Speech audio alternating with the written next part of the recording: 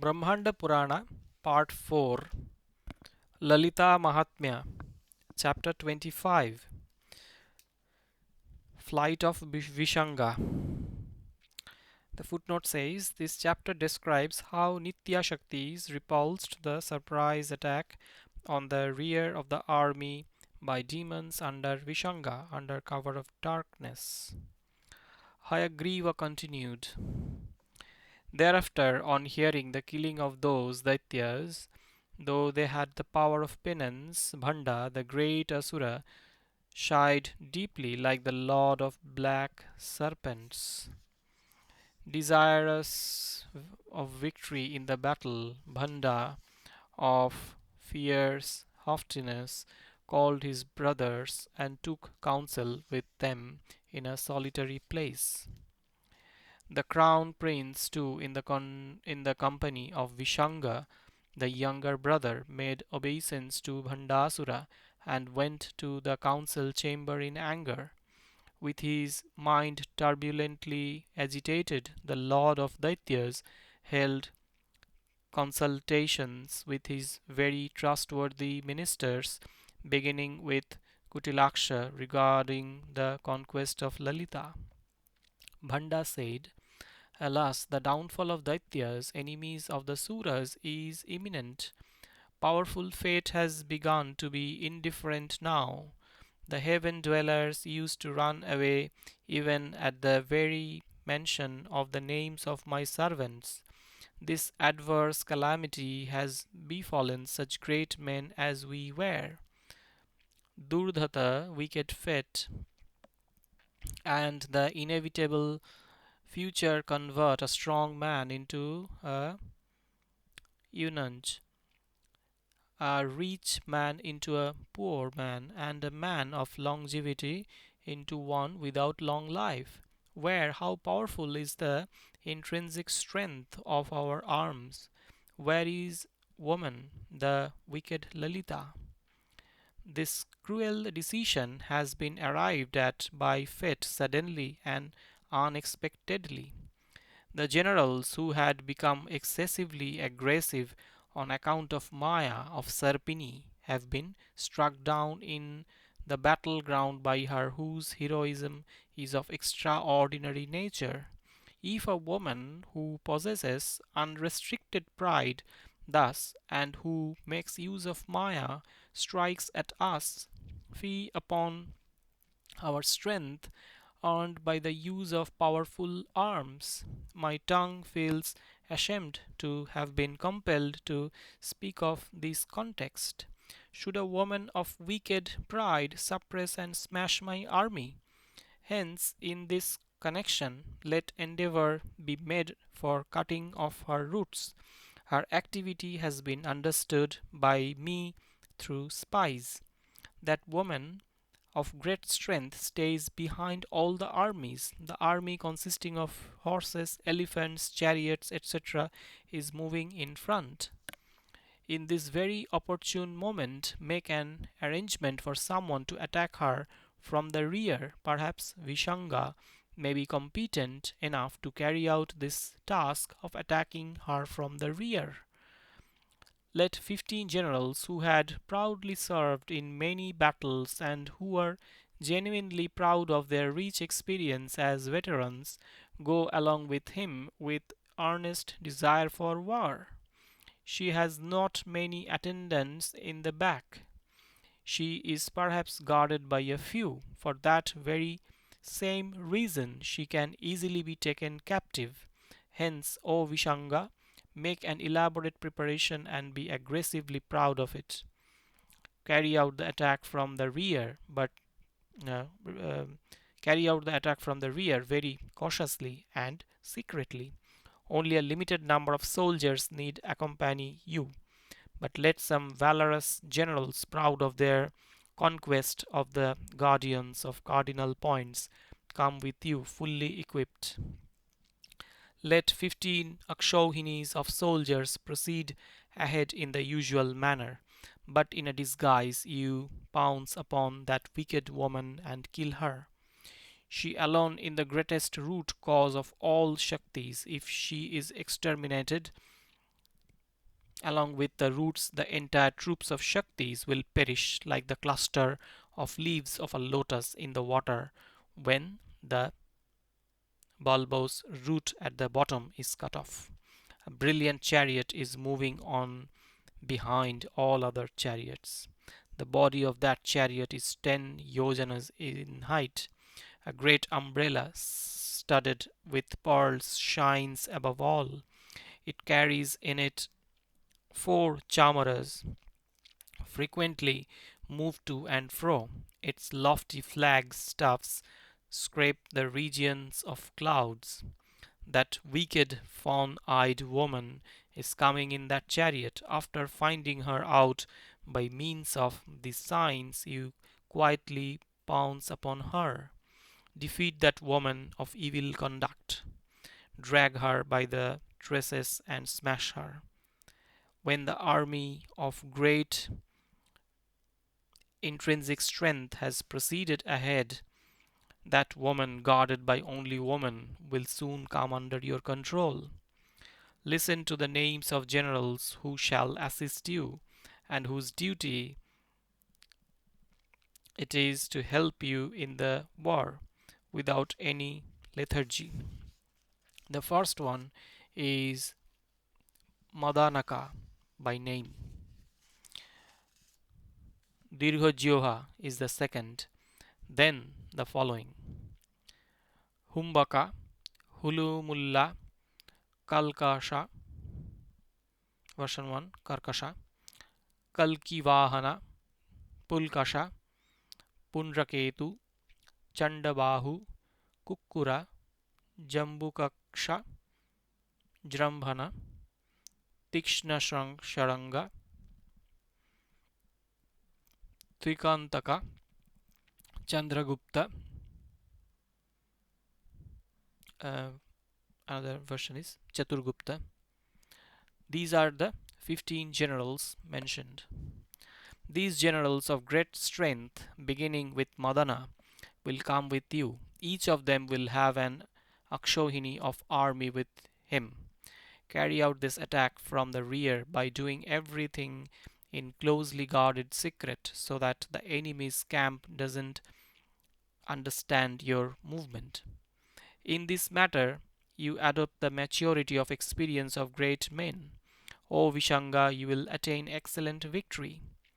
After the work of deliberation was thus completed, Danava Bhanda, with many wicked ministers, dispatched Vishanga, well guarded by the generals. Then, when the younger brother of the crowned prince began an attempt to attack from the rear on Sri Lalita Devi, the sun came to the mountain of setting.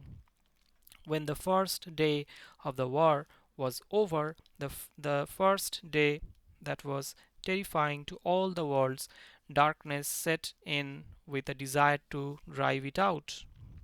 The footnote says here ends the first day of the battle. A dense darkness that had smoke like color, like that had the luster of the body of a wild boar, and that had the splendor of the blue throat of a peacock spread everywhere. It was as if rolled into a lump among the bushes. It seemed to run through the joints. It appeared to come out from thousands of crevices of the earth. It appeared to come out densely from the caves of mountains. Whenever at any place the light of lamp spread, it appeared to act like a coward. It was given support as it were in the luster of the blue lotus on the ears of woman.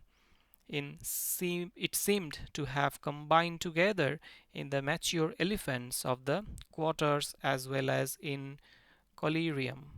It appeared to have secured the friendship of the shining, verdant meadows. It appeared to have the loving embrace of glittering swords. It appeared to have secretly penetrated the thickly grown trees of the forest. Gradually, the dense darkness increased and spread everywhere. The entire universe was enveloped by darkness that appeared to have the luster of the blue bodies and jacket of the woman in the form of night. To the wicked asuras, the night time is favorable as it contributes their increase in strength, as their skill in the use of Maya is enhanced in it. When the assemblage of darkness increases like the splendor of polished swords, the army was deployed into action by the highly powerful Vishanga. The generals, beginning with Damana, put on dark colored coats of mail. They wore dark colored turbans. All their equipments were dark colored. It seemed as if they became one with dense darkness. They went behind Vishanga after he had made obeisances to the elder brother. He was desirous of conquering Maheshwari, the great goddess. He put on round his chest the armor named Megha Dambaraka. His dress and accoutrement were fitted for the nocturnal battle. In the same manner, the entire army too had dark colored armor and other things. No dundubi was sounded. The roaring, rumbling sound of the mardala was not heard. The sound of panavas, anakas, and bheris did not rise up. Enveloped in darkness, they proceeded ahead with concealed movements that could not be seen by the enemies. They had taken their swords out of their scabbards. Through the northern path they surrounded the army of Lalita that was proceeding towards the west. They then resorted to the eastern part. They proceeded ahead slowly and cautiously at every step, without making any noise even in breathing. Taking their steps very slowly, they went back once again in the direction of the city. There they pointed out the army of Lalita to their own people, who asked about it. For the purpose of attacking the rear, Danavas returned quietly with the armors covering their bodies. They saw the lofty chariot Chakraraja that resembled the mountains Meru and Mandara and was surrounded by the excessively refulgent Shaktis. There he saw the goddess in the excellent chariot staying under the umbrella studded with pearls. She resembled 1,000 suns in refulgence. She was seated facing the west. She was being served by Kameshwari and other Nitya deities who had the same affluence as she herself through pleasant conversations and other pastimes in their excellent chariot. She was eagerly and joyously looking at the great army proceeding ahead. Vishanga considered that lady who had been preparing for an extraordinary battle in such circumstances as mentioned before, as the goddess herself. That wicked souled Daitya attacked the rear of that leading chariot with his soldiers. It was there that the encircling army of Shaktis, beginning with anima, potency of assuming minute form, and hundreds of soldiers, beginning with anima, made a great tumultuous sound. The Danavas of great inherent strength started war in diverse ways, smashing the army of Lalita by means of sharp-edged spears, hammers, javelins hurled with hands, Bhushundis, a sort of missile, and through spears named Shaktis, the blows from which were as ruthless as those of thunderbolt. The group of Shaktis seated in that chariot became suddenly excited and agitated when their enthusiasm for the battle was suddenly upset, when their bodies were afflicted by adverse circumstances. By that time, the demons had come and occupied the ninth step of the leading chariot, Chakranatha.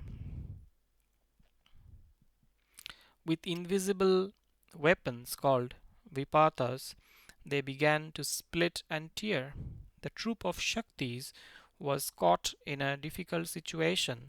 Their vulnerable points were wounded when the armors were hit and split by the arrows of Danavas, whose forms were hidden by darkness and whose weapons and coats of mail were invisible. Hence the troops Hence the troop of Shaktis lamented before Lalita. A great fear beset them as before. On hearing about this, Lalita became furious.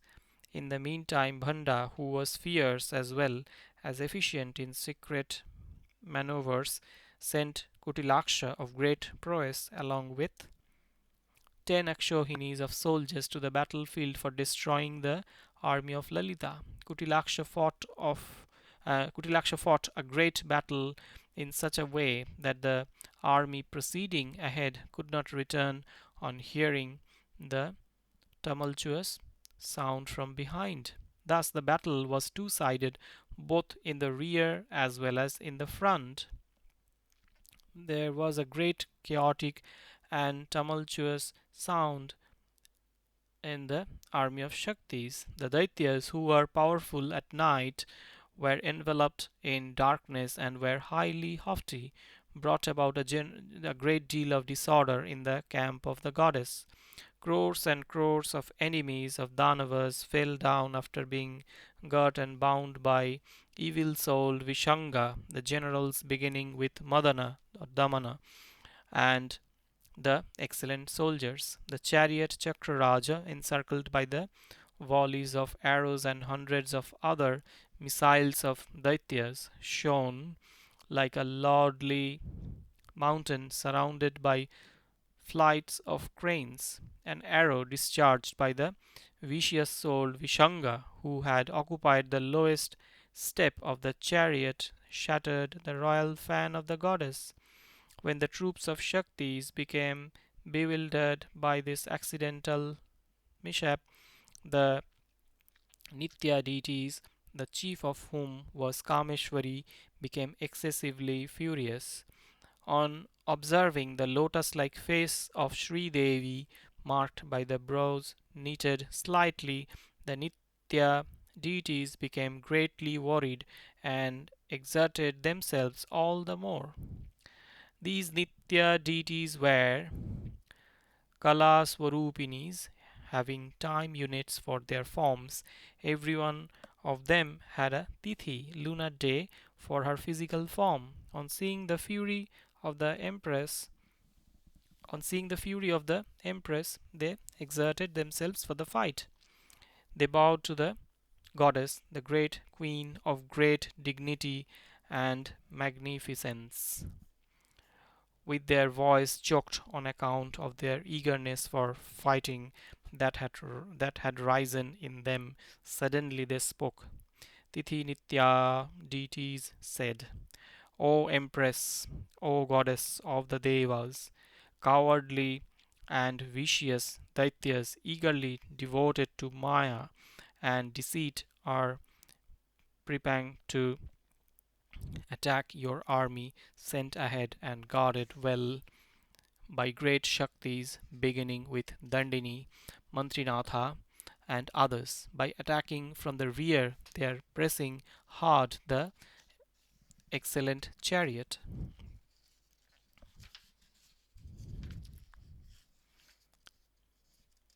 Hence, we shall suppress the pride of the enemies of gods who have concealed their bodies behind darkness. Just observe it for a few moments. There are two Nitya deities, one Vannivasini, the other Jwala Malini.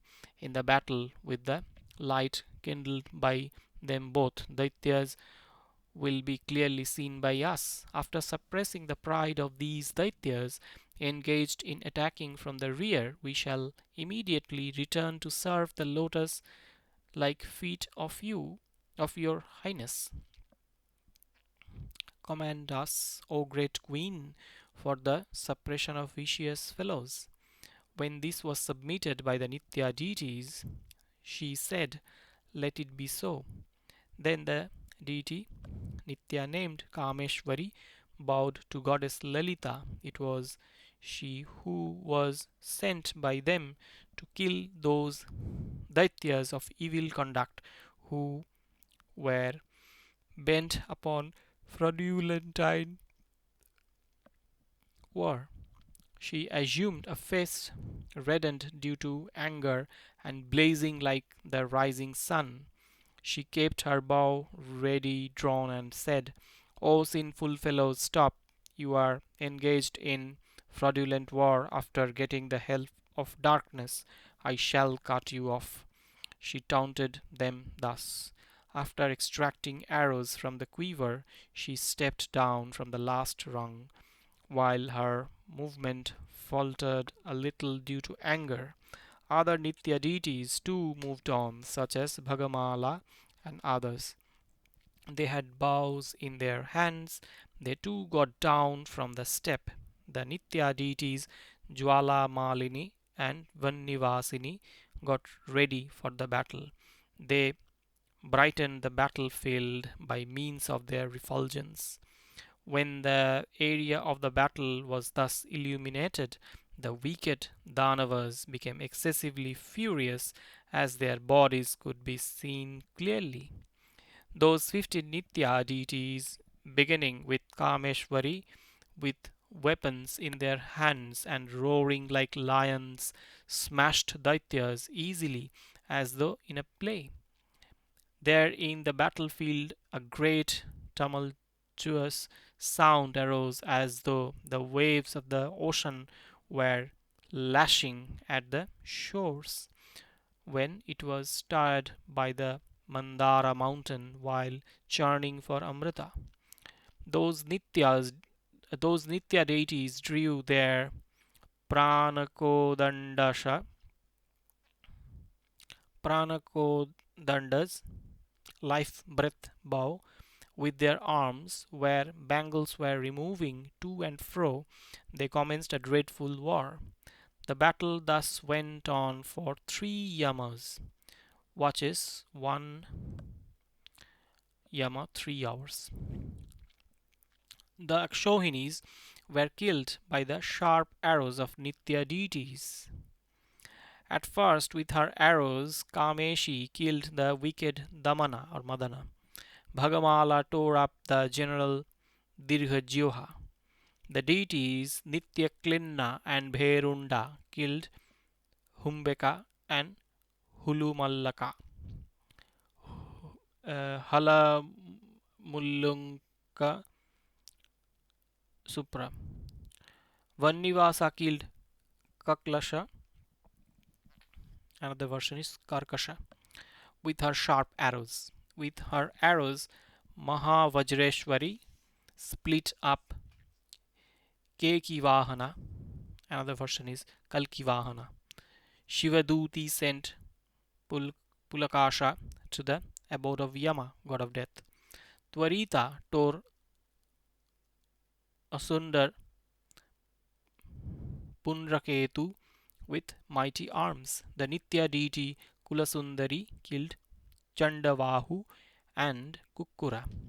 Neelapataka and Vijaya, proud of their victory, made a sacrificial offering of Jambhana in the battlefield. The Nitya deities Sarvamangalika chopped off Tikshna Shranga. The Nitya the Nitya deity Jwala Malini killed the terrible Trikarnaka, that is Trikantaka. Chitra killed Chandragupta, another version is Chaturgupta, of great evil conduct.